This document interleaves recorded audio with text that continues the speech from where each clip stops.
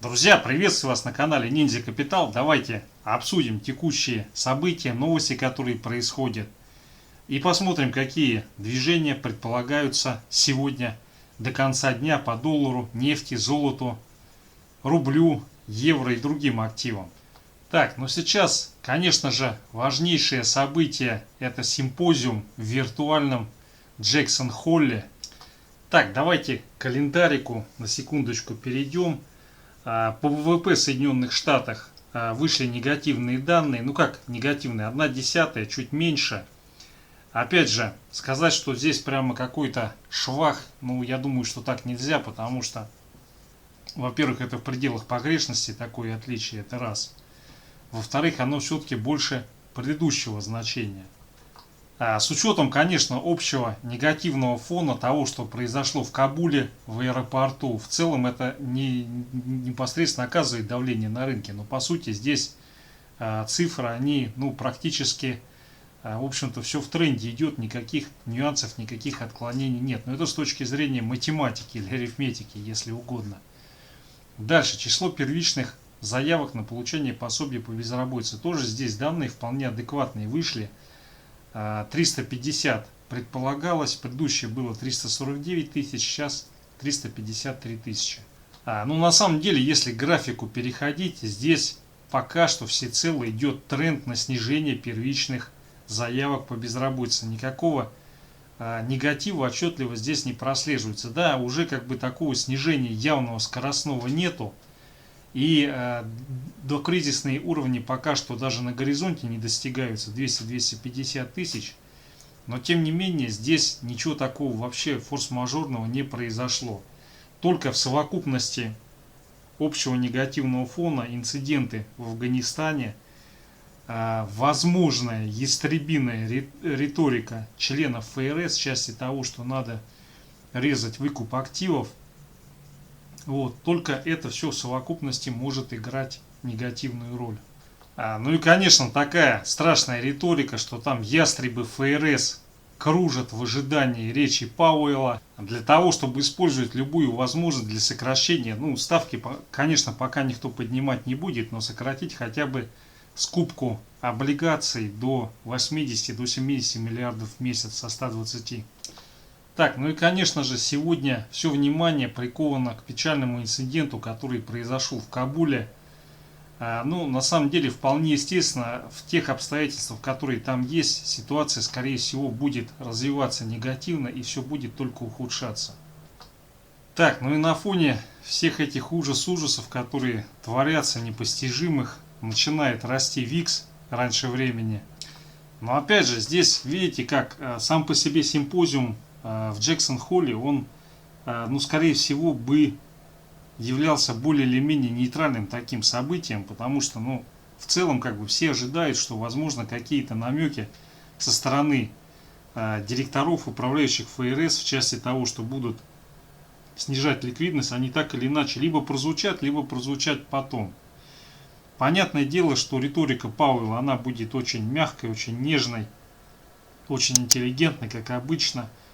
Но на самом деле он и есть равновесная фигура, и он поэтому обязан просто балансировать, чтобы эмоции людей, они не играли ключевой роли в том, что происходит в процессах экономики. Но это там не значит, что он бегает между директорами, управляющими ФРС, и там просит слезно их ничего не говорить. Нет, но он таким образом пытается, если вы обращали внимание, как вообще он общается, что произносит, он таким образом все время выстраивает свою речь, свои доводы, что все хорошо, ничего страшного не происходит и будет еще лучше. На самом деле, в тех условиях, в которых он оказался на этой должности, я считаю, это один из самых удачных вообще принятых решений в части назначения какого-либо финансиста и вообще чиновника на пост. То есть это Пауэлл, если бы не Пауэлл, то даже сложно представить, насколько убедительно мягок был бы кто-то другой на его должности. Так, далее давайте посмотрим S&P, SFD на фьючерс, дневной таймфрейм. Здесь идет снижение, пока нельзя сказать, что оно сколько-то существенное или вообще критичное. Ну смотрите, на самом деле снижение снижением, а сегодня очередной пик по S&P он был достигнут успешно. И поэтому пока все вот эти движения, все заявления о том, что происходит ужас, они как бы в котировках ну, не особо учитываются. Да, если поставить 4-часовик, здесь вполне сейчас может развиться коррекционное движение с целью на 4440-4430. Но опять же, пока не пробито, уверенно не пробито, здесь 4475, вот здесь уровень новый обозначился. Соответственно, все вот эти движения вниз их будут выкупать, и будет он консолидироваться на тех значениях, на которых достиг. Да, здесь немножко как бы страшная такая штука нарисовалась, но она пока полностью была откуплена и ей хода не дали. Ну, соответственно, завтра эта ситуация разрешится, речь Пауэлла, и на выходных можно будет уходить уже со спокойной душой. По крайней мере, будет ясно, либо все стабилизировалось, но скорее всего, я думаю, все-таки так и будет. Или же начали сыпаться. Но для того, чтобы сыпаться, я думаю, время еще не пришло, и поэтому, скорее всего, либо консолидация, либо небольшой задерг вниз, который будет выкуплен. Так, друзья, давайте биткоин посмотрим, дневной таймфрейм. Вот что меня сегодня просто умилило. Ну да, сегодня он начал немножко проседать, сразу вышли в ряде крупных финансовых СМИ западных статьи о том, что там типа биткоин подошел к закату, сейчас он рухнет и так далее. Ну, вполне возможно, что действительно коррекционный откат по криптовалюте будет. Но я не верю в обвал биткоина, эфириума. Я не верю не потому, что я там какой-то фанат крипты, а потому что ну, всегда приходит определенное что-то новое, происходит смена технологического уклада, циклов развития. Вот крипта как раз в данной ситуации она выступает этим новым. И поэтому оно может только неукоснительно двигаться наверх, и только когда его чем-то еще более новым и прогрессивным заменят, тогда можно будет говорить о том, что и биткоин, и эфириум обвалятся. Конечно, здесь бесконечная борьба государств с криптовалютой будет, но здесь надо четко понимать, что на текущем этапе крипта она для государств неприятна, но она никакой такой угрозы радикальной не несет. Вот если еще капитализация расширится раза в 2-3, и когда реально как бы начнут расчеты на крипту переходить, тогда могут уже начаться очень серьезные вопросы, потому что, по сути, роль центробанков мировых будет снижаться. То есть, если все будут переходить на расчеты в крипту, не нужны центробанки. Центробанки связаны, соответственно, с правящими верхушками и с элитами. Как ни крути, такая закономерность и такая связь имеет место быть. Разумеется, никому не понравится, что появляется инструмент, который действует независимо. Вот. Но с моей точки зрения, по моей оценке, текущая ситуация, она пока еще не критична. И, ну да, там в Китае разогнали майнеров. Там уже давно как бы на это дело нацеливались, потому что, ну как ни крути, все-таки Китай это тоталитарное государство, а, соответственно, крипта, она позволяет действовать независимо. Это никому не нравится, особенно в таких ситуациях. Но там, помимо всего прочего, возникла реальная угроза экологическая, потому что много угольных электростанций, соответственно, очень большая выработка крипты там происходила. Ну и сейчас, по-моему, происходит, или уже как бы этот процесс минимизируется, либо в ближайшее время вообще его, скорее всего, не будет, если они такой цели, конечно, добьются. Ну и, соответственно, электроэнергия, получаемая за счет сжигания угля, она ухудшает экологическую ситуацию, плюс промышленные предприятия испытывают перебои с электроэнергией из-за того, что майнеры, они поглощают ее для выработки криптовалюты. Так, ну что касается движения в биткоине, дневной таймфрейм, здесь у нас получается сейчас ничего такого страшного не произошло, просто коррекционное движение. Страшное здесь будет только в случае пробития 45 500 вот этого значения, немножко уровень съехал вниз.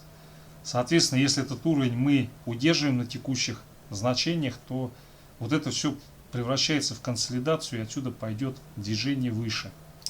Так, друзья, далее золото. Ну, смотрите, по золоту сегодня вообще суперская ситуация, потому что сходили куда только возможно, разве то только на 1807-1806 не дошли. А события в Джексон-Холле, они вполне предсказуемо вызвали очень большую волатильность в золоте. Первая половина недели у нас был рост, сходили, отработали 1807, и сейчас, соответственно, после того, как донабрали позиции, золото готово к тому, чтобы повторить вот это движение. По сути, здесь, если мы посмотрим вообще график золота, то происходит консолидация на более высоком уровне. Так, друзья, далее давайте посмотрим нефть, недельный таймфрейм. Если мы берем, то по сути получается, что текущая ситуация указывает на завершение цикла падения, которое мы получили на предыдущей неделе. Хотя, опять же, вот такое закрытие ниже 66.25, оно указывает на то, что нефть находится в неустойчивом состоянии, и в любой момент отсюда может развиться движение, у которого цель будет 60,5. Для того, чтобы происходил дальнейший устойчивый рост и консолидация, соответственно, надо сделать 60,5 и потом возвращаться сюда, вот в этот диапазон. Так, но переходя на дневной график 72, сработал 72. Ну, соответственно, здесь после такого падения и, соответственно, отскока нужно консолидироваться в диапазоне 70-72, что мы, по сути, здесь и получили. И в рамках дневных таймфреймов четко уход в этот диапазон 70-72 он и произошел. Так, друзья, далее переходя на часовой таймфрейм, по нефти картина отличная. У нас сейчас, вот сегодня, если не происходит пробитие уровня 70,2, 70,3, он чуть-чуть повыше 70 находится, то у нас вот это все движение, оно, соответственно, превращается в консолидацию, которая ведет к тому, что отсюда будет движение завтра, цель которого пробить 72 и попробовать закрепиться в районе 73,1, 73,2. Пока под вопросом, удержится, не удержится этот уровень, но большинство фактов свидетельствует о том, что, скорее всего, вот такой сценарий он будет более вероятен на сегодня и на завтра утро. Так, друзья, далее рубль-доллар, USD Tomorrow. Но смотрите, вот вчера обращал ваше внимание, что 25 числа заканчиваются крупные налоговые платежи. Это раз. Второй момент. Размещают ОФЗ. И после этого есть все основания для того, чтобы рубль несколько ослабить.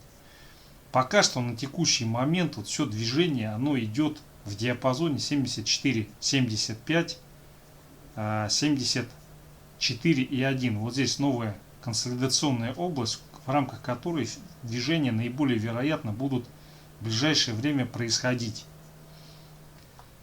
Переходя на часовой таймфрейм, мы с вами видим, что здесь, по сути, после того, как вот этот удар произошел, немножко пар выпустили, соответственно, сейчас после набора позиций пойдет дальнейший рост. Цель этого роста – тестирование пробой 74,5.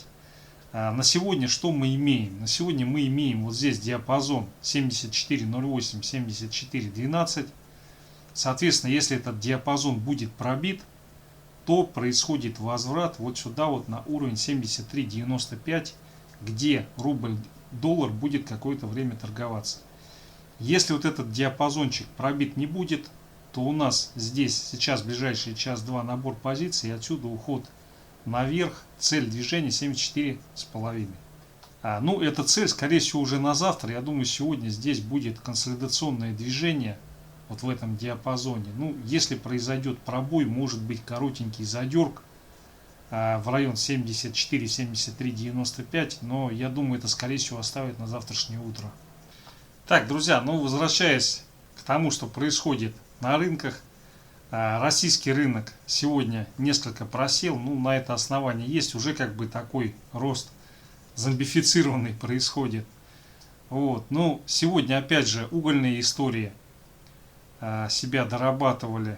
Яндекс, по Яндексу я, по-моему, писал кому-то, что Яндекс сегодня он может несколько отрасти и пойти вопреки рынка. Там по двум компаниям была такая картина она была по Яндексу и по Mail.ru. Но Mail.ru не сработал, Яндекс сработал. Так, ну вот кто-то меня по гид просил сделать анализ, но вот посмотрите, какие здесь чудесные движения происходят. Мне кажется, такими идеями лучше не увлекаться, если вы не профессионал, ну, в этой сфере и не занимаетесь исключительно акциями этой компании. Так, друзья, ну вот, переходя в телеграм-канал, я сегодня по нефти публиковал, там очень интересная ситуация была на российской площадке. Но вот мне только один вопрос мучает, можно так сказать. Это кто-то по ошибке выбросил рыночную заявку и все смыл на покупку, или это кто-то так успешно сманипулировал и собрал стопы. Но судя по тому, что движение закончилось не на ровном числе, я полагаю, что все-таки, наверное, более вероятно, что кто-то неаккуратно выбросил рыночную заявку на покупку на большой объем, и эта рыночная заявка, она промыла весь стакан и все, что здесь располагалось. Друзья, вот смотрите, такой момент очень существенный. Хотел ваше внимание обратить. Все инструменты, которые с плечом, они несут в себе достаточно существенный риск. Потому что может там не туда открыться, не туда пойти и так далее. Поэтому, если говорить о фьючерсах, то лучше неликвидные фьючерсы не торговать. Ну или, по крайней мере, торговать там в пределах депозита. То есть использовать их просто, допустим, у вас счет на срочном рынке, и, соответственно, вы их используете, чтобы просто не переводить в акции, например. Потому что не все брокеры сейчас еще предоставляют единый счет, который позволяет делать операции сразу и на срочном, и на фондовом рынке. Конечно, в ближайшее время, скорее всего, все уже так будут делать, но тем не менее, такие вот динозавры, они в природе существуют пока. Соответственно, здесь вот маржинальный рынок, он несет в себе вот такие вот чудесные штучки, шпильки. И обращаю внимание, что нефть, ликвидный фьючерс, но нефть грешит вот такими штуками очень часто. Постоянно там что-то происходит, кто-то что-то не то вроде бы нажал, не посмотрел и так далее. И поэтому хотел бы обратить ваше внимание, что все-таки нефтяной фьючерс, ну, лучше с ним не связываться. Либо если вы занимаетесь, хотите им заниматься, то заниматься только нефтью и все, больше на все остальное вообще не смотреть и не обращать внимания. Потому что по нефти вот такие инциденты вверх и вниз, они бывают достаточно часто. Еще на споте валюты тоже бывают. Но вот мне кажется, то, что происходит на нефтяных фьючерсах, на российских площадках, оно очень часто делает весьма болезненным многим людям. Поэтому лучше, ну просто, если есть возможность этого избежать, лучше такие вещи, истории избегать. Так, ну, в общем-то, это все, на что я хотел обратить внимание. Что вот с нефтью лучше не это самое. Ей лучше, если вы хотите заниматься надо только нефтью, больше ничем. Потому что иначе вот такие вещи, они ну, приблизительно раз в год, а то и чаще по нефти происходят. Одного такого случая достаточно, ну, чтобы либо лишиться прибыли там за месяц, за полгода, а то и вообще обнулиться. Так, друзья, ну, в общем-то, это все основные моменты, на что я хотел обратить внимание. Всего наилучшего, хорошего вечера, успешных торгов, счастливо!